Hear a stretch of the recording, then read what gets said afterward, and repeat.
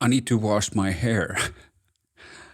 That was the first thing my wife said to me when I woke her up on the morning of 24th of February 2022, exactly 2 years ago. Well, at least when this video is recorded. And thus began the hardest 2 years of my life. I've been sitting all day trying to figure out what to say to kind of sum up those 2 years. And I don't know, it's impossible. But I think I'll start by reading what I wrote on Instagram right in the beginning, like on the first days of the war, under this image of my wife sleeping on our bathroom floor, which we used as a makeshift air raid shelter. It's strange being in a war. Most of the time, it's actually boring. Moments filled with literally nothing. Just empty silence and time passing.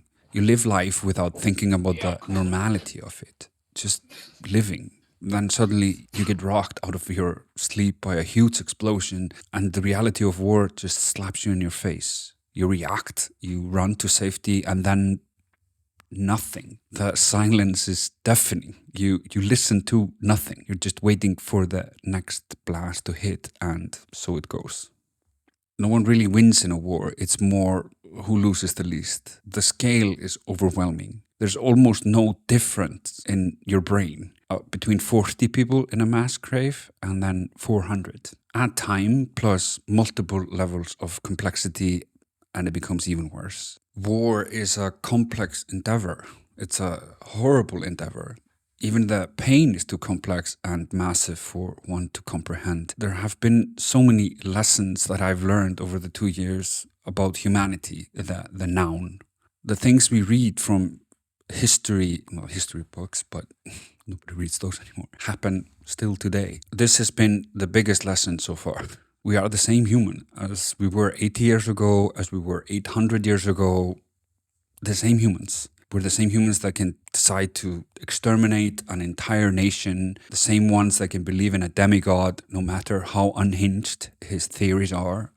We are the same humans that try their best not to get involved and not to help and ignore or not to believe that a genocide is taking place.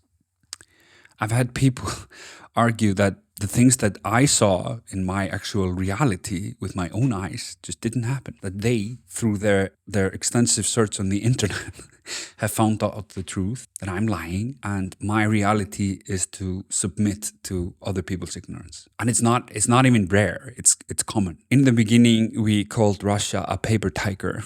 Well, so far that paper tiger has killed tens of thousands of Ukrainians and sacrificed hundreds of thousands of their own people.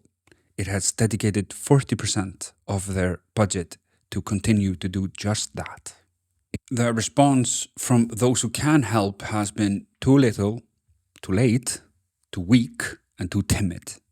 Autocratic leaders only understand one thing, and they only lead by one way, and that's through the show of strength.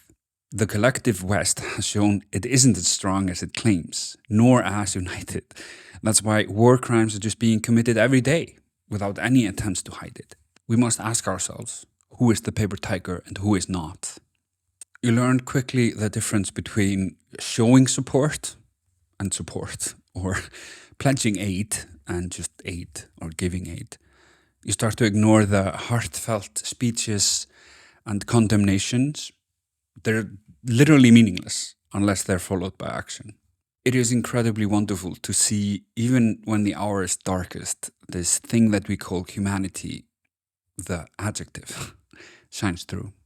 We can be generous, we can be brave, helpful, kind, selfless. I can't tell you how many times I've been brought to tears by witnessing examples of kindness in this war. It's far more often than I've been brought to tears by witnessing something that's not an example of kindness. I'm sure that the Ukrainians will never stop fighting. If they run out of weapons, they will fight them with stones or sticks or potatoes or something. If you want to support me and the work that I'm doing here in Ukraine, please consider buying me a coffee or donating directly to my PayPal account. The link to both of those things is in the description or bio or whatever it's called on Instagram. I'll see you next time.